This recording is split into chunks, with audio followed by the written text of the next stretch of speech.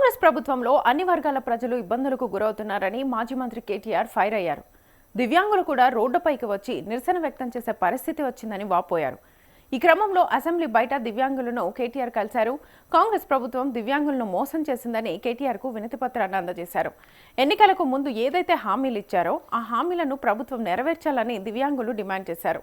ఎన్నికలకు ముందు దివ్యాంగులకు 6,000 రూపాయల పెన్షన్ ఇస్తామని రేవంత్ రెడ్డి ప్రభుత్వం మాటిచ్చి తప్పిందని కేటీఆర్ ధ్వజమెత్తారు. బీఆర్ఎస్ హయాంలో వారికి ఎంతో కృషి చేశామని, కానీ కాంగ్రెస్ సర్కారు వచ్చాక హామీలన్నీ గంగలో పోశారని ఎద్దేవా చేశారు. ఈ అసమర్థ కాంగ్రెస్ ప్రభుత్వం ఇచ్చిన హామీలను వెంటనే నెరవేర్చాలని, లేకపోతే పోరుబాటుకు సిద్ధమవుతామని హెచ్చరించారు. ఇక రేపు ఇందిరా పార్క్ వద్ద దివ్యాంగులు నిరసన దీక్షకు దిగుతున్నట్లుగా తెలిపారు. కాంగ్రెస్ ప్రభుత్వం ఇచ్చిన హామీలను నెరవేర్చాలని డిమాండ్ చేశారు కేటీఆర్.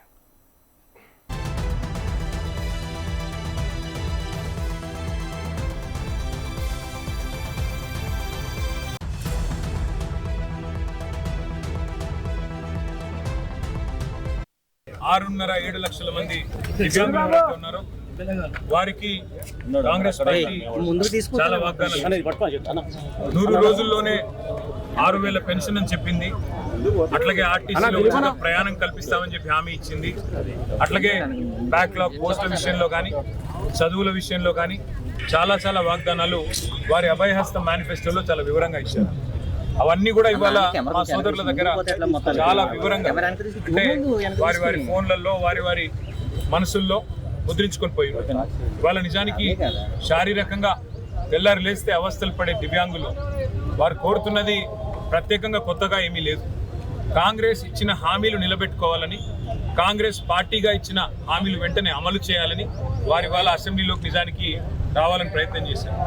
నేను అడిగాను, అసెంబ్లీలో లోపలికి రానియండి, మా లెజిస్లేచర్ పార్టీ ఆఫీస్లో కలుద్దాము, వారు బయట రోడ్ల మీద కలవడం కరెక్ట్ కాదు, కానీ వీళ్ళందరూ వస్తే మాకేదో ఇబ్బంది అవుతుంది, వాళ్ళు వద్దు అని చెప్పి పాసులు కూడా ఇవ్వకుండా సతాయిస్తే ఇక్కడ నడి రోడ్డు మీద వారందరినీ ఇక్కడ కలవాల్సిన దుస్థితి ఈ రాష్ట్రంలో ఈరోజు.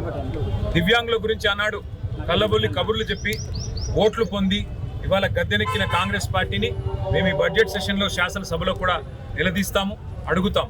6,000 పెన్షన్ ఎందుకు ఇంకా ఇవ్వట్లేదు? పక్క రాష్ట్రంలో 6,000 పెన్షన్ ఇస్తున్నారు.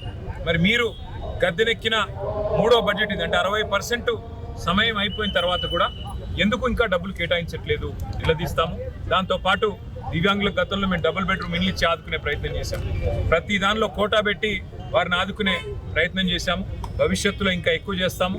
కానీ ఈరోజు ఈ ప్రభుత్వాన్ని మాత్రం వారికి ఇచ్చిన హామీలు, ముఖ్యంగా దివ్యాంగ సోదరులకు సోదరిమణులకు ఇచ్చిన హామీలు అమలు చేసేదాకా వదిలిపెట్టం. రేపు ఇందిరా పార్క్ దగ్గర కూడా వారు రిలే నిరాహార దీక్షలకు పిలుపునిచ్చారు. దానికి కూడా మా మద్దతు ఉంటుంది. మా పార్టీ నాయకులు కూడా హాజరవుతాం. తప్పకుండా దాన్ని కూడా మరి విజయవంతం చేయాల్సిందిగా రాష్ట్రంలోని దివ్యాంగ సోదరులకు కూడా విజ్ఞప్తి చేస్తూ ప్రభుత్వం వెంటనే కళ్ళు తెరిచి మరి ముందుకు వచ్చి వారికి ఇచ్చిన హామీలు అమలు చేయాలని చెప్పి డిమాండ్ చేస్తాం.